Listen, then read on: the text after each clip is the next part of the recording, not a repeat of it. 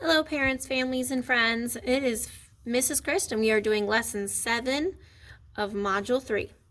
So tonight you only have page 36. It is only 2 problems, and I'm helping you with the first one right away. So really, if you've listened to this video, you should only have 1 more problem left. So let's look at number 1. It's a word problem, and it says, Christine baked a pumpkin pie. She ate 1/6 of the pie. Her brother ate 1/3 of it and gave the leftovers to his friends. What fraction of the pie did he give to his friends? So I already set up what my problem is really going to look like. I'm taking one whole pie, and I need to subtract out what they already ate. So I'm taking the 1/6 of the pie she ate plus the 1/3 of the pie her brother already ate. And I'm going to subtract that out from the 1 whole to see what I have left over for what he gave to his friends. So what he can have for the leftovers to give to his friends. So this is how you should set it up. And then, just like we've been doing, we're going to start right here with putting these 2 fractions together. 1/6 equals something and 1/3 equals something. Because we can't just add 1/6 plus 1/3. We need them to have the same denominators on the bottom. They have to have the same number on the bottom. So 6 and 3, I need to think about my multiples. Oh, I can use 6 on the bottom because 3 times 2 gets me 6 and 6 times 1 gets me 6. So they're both multiples of these numbers, and it's the easiest fraction to get to, or denominator to get to.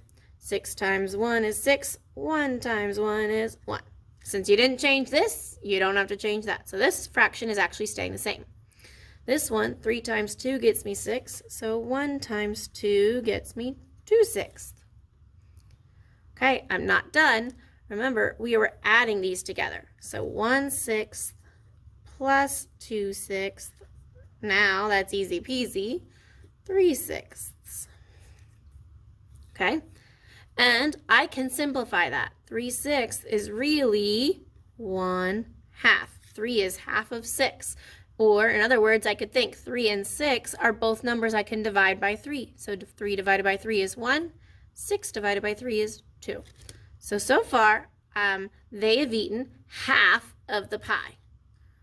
Okay? Again, I'm not done yet because the question says, what fraction of the pie did he give to his friends? So now I need to take this number that I got and subtract 1 whole pie minus half of the pie that they ate.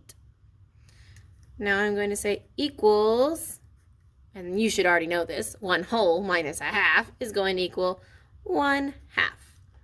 And if you didn't know that for some crazy reason, here's what really was happening. 1 whole we know is actually 2 halves, right? So that would be like 2/2 minus 1/2 equals 1/2. 2 minus 1 is 1. So that's really what we just did up here, okay? I'm just showing it to you. So as long as you have this part, you are good.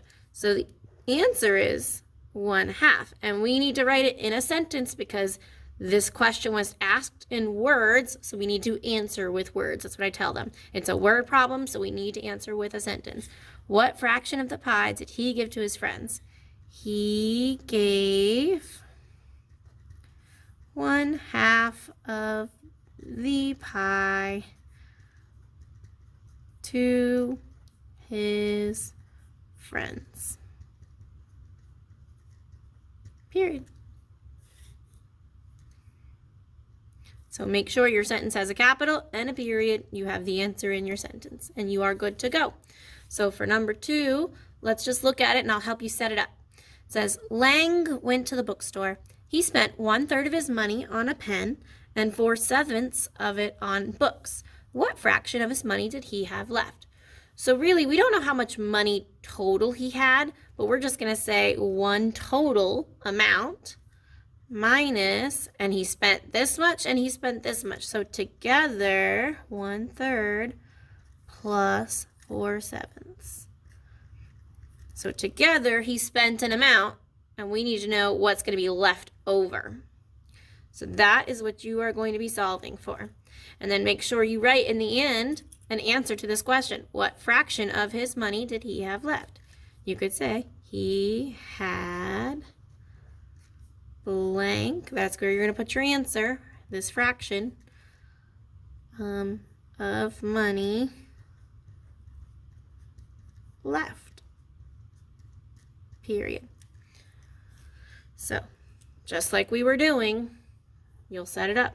1/3 equals something, 4/7 equals something.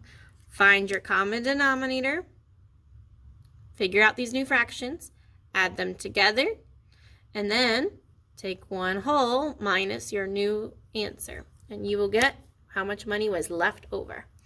All right, you only have one big problem to do left, so you've got this. Good luck, and I will see you tomorrow. Bye.